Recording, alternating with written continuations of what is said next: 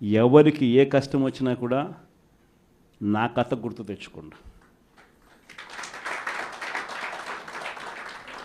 16 నెలలు నన్ను జైల్లో పెట్టినారు.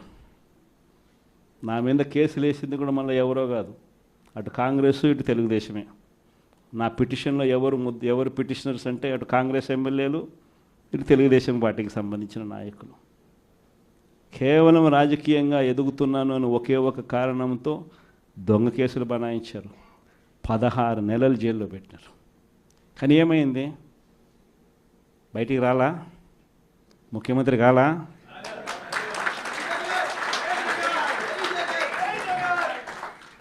ప్రతి ఒక్కరు ఇది గుర్తుపెట్టుకోండి.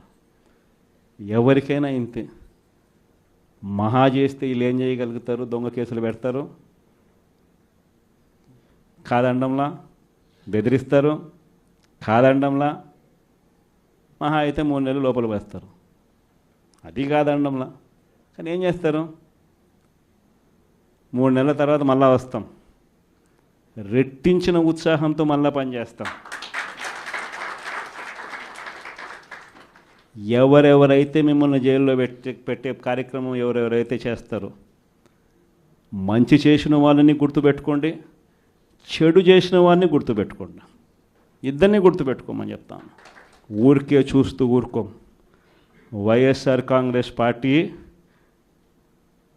బ్రతుకుతుంది. వైఎస్ఆర్ కాంగ్రెస్ పార్టీ ఈ రాష్ట్రాన్ని ఏలుతుంది అని కూడా ఈ సందర్భంగా చెప్తాను. మరో 30 సంవత్సరాలు ఏళ్తామని కూడా ఈ సందర్భంగా కూడా మరి గట్టిగా కూడా చెప్తాను.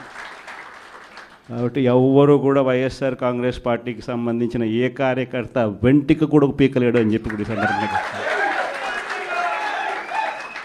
ఇది ప్రతి ఒక్కరూ గుర్తుపెట్టుకోండి. ఒక్కటే గుర్తుపెట్టుకోండి, ఈసారి జగనన్న 2.0 కొంచెం వేరుగా కూడా ఉంటుంది. ఈసారి జగనన్న 2.0 కార్యకర్త కోసం ఎలా పనిచేస్తుందో కూడా చూపిస్తుంది. ఇది మాత్రం నేను ఖచ్చితంగా చెప్తా ఉన్నా. ఎందుకనంటే జగనన్న 1.0లో బహుశా కార్యకర్తలకి నేను అంత గొప్పగా బహుశా చేయలేకపోయి ఉండొచ్చేమో. ప్రతి పథకము ప్రతి విషయంలోనూ కూడా మొట్టమొదటిగా ప్రజలే గుర్తుకొచ్చారు. ప్రజలకు మంచి చేయడం కోసమే నా టైం కేటాయించా, నా తాపత్రయపడ్డా, ప్రతి విషయంలోనూ దానికోసమే అడుగులు వేశా. కానీ జగనన్న 2.0కి వచ్చేసరికి మాత్రం చంద్రబాబు నాయుడు కార్యకర్తలకు పెడతా ఉన్న ఇబ్బందులు చూసా, కార్యకర్తలు పడతా ఉన్న అవస్థలు చూసా, కార్యకర్తలు పడతా ఉన్న బాధను గమనించా. వీళ్ళ కోసం గట్టిగా మీ జగనన్న ఉంటాడని సందర్భంగా గట్టిగా చెప్తాను.